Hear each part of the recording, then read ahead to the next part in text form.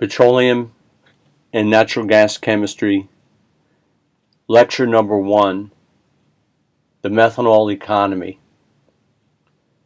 This lecture and subsequent lectures are taken directly from Beyond Oil and Gas, The Methanol Economy, authored by George Olah, Nobel Prize winner in chemistry, Alain Gobert, and Surya Prakash.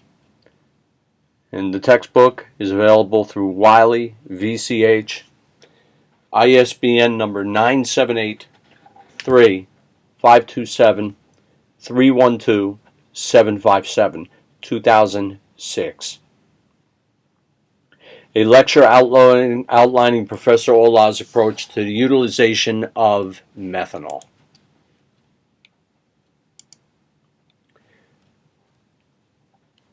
As mentioned, the lecture tape is in support of my course Petroleum and Natural Gas Chemistry, which is offered at the University of Pittsburgh-Bradford in western Pennsylvania, where I am a chemistry professor in the chemistry department. And I've been teaching courses in our petroleum technology program since I arrived on campus in 1984.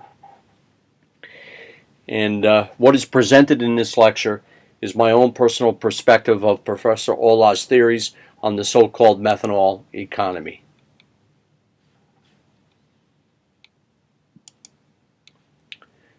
The methanol economy, general aspects of the situation. Oil and natural gas, besides coal, are our main fossil fuels, still providing our main energy sources and raw materials for synthetics, including specialty chemicals used in the plastics, pharmaceutical, agrochemical fields, etc. Global population will probably reach 8 to 10 billion people sometime in the 21st century.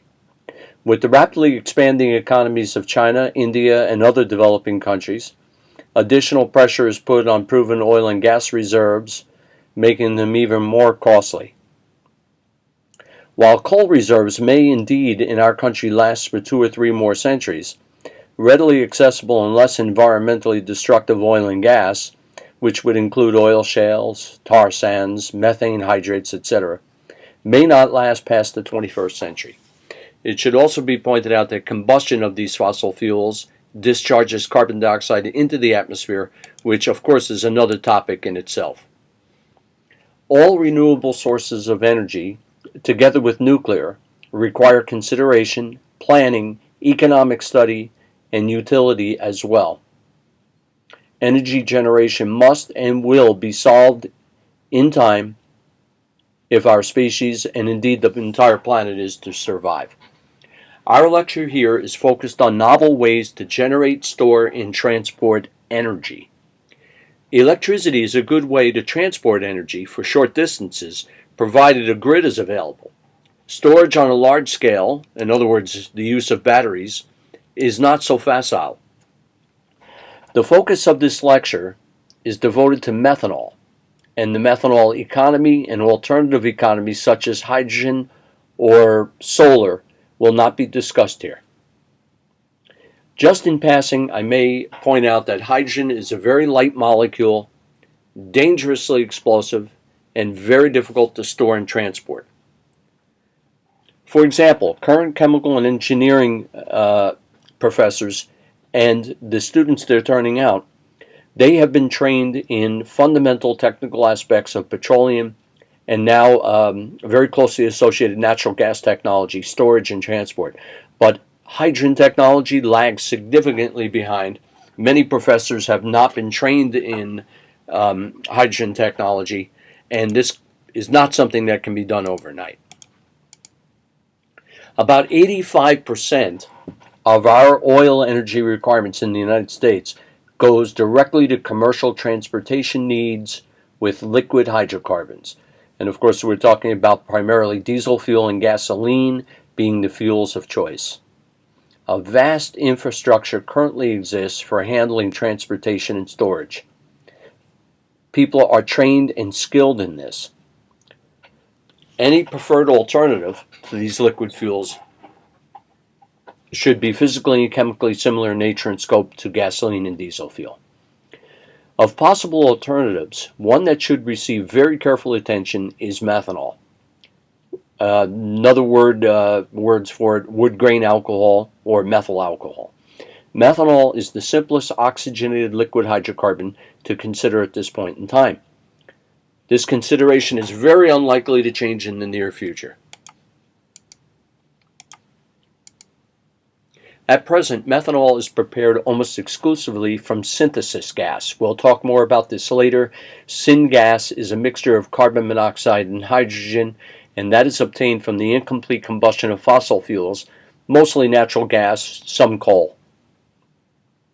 Methanol can also be obtained to a very minor extent from biomass, for example, the dry distillation of wood, which incidentally on our campus was a major activity going back to the 1920s, where our hangar building, originally the campus was used to convert wood.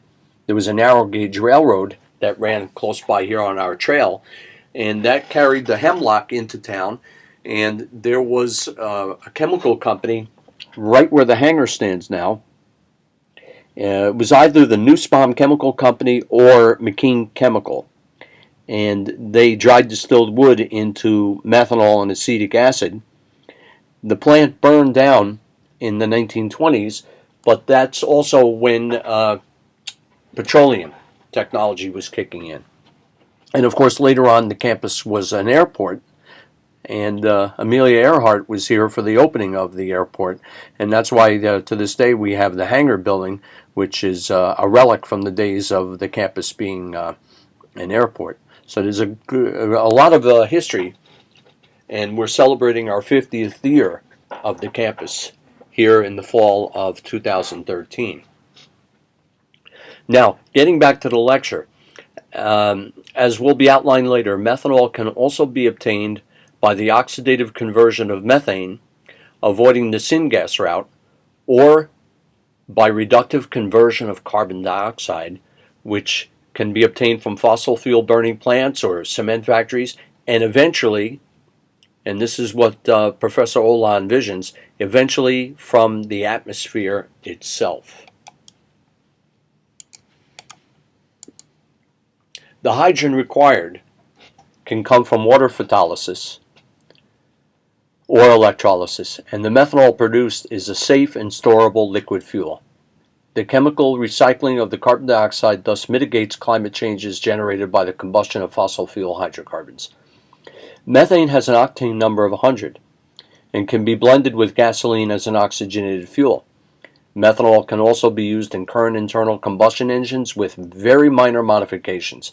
Methanol can also be used to generate electricity using fuel cells. This is done by first catalytically reforming methanol to diatomic hydrogen and carbon dioxide, and after separation of the gases by Graham's law of diffusion, feeding the liquid into the fuel cell. Methanol can also react directly with air in the direct methanol fuel cell, the acronym being DMFC, without the need for reforming. The DMFC route can greatly simplify the fuel cell technology, making it available for a range of applications such as portable electronic devices, cell phones, laptops, etc., and for emergency backup systems in regions where electricity is not available from a grid. Methanol can be directly formed from natural gas and can readily and safely be transported when pipelines are neither feasible nor available. Now, liquid natural gas, LNG, is currently transported across the oceans by large tankers. It's unloaded at terminals and fed into pipelines to satisfy increasing needs. Liquid natural gas is, of course, potentially hazardous due to the possibility of accidents or terroristic acts, and a single tanker exploding near a high-density population area may very well have the effect of a hydrogen bomb, according to Professor Olah. The direct conversion of methane to methanol can also be done at the current time rather easily without the need for large plant construction.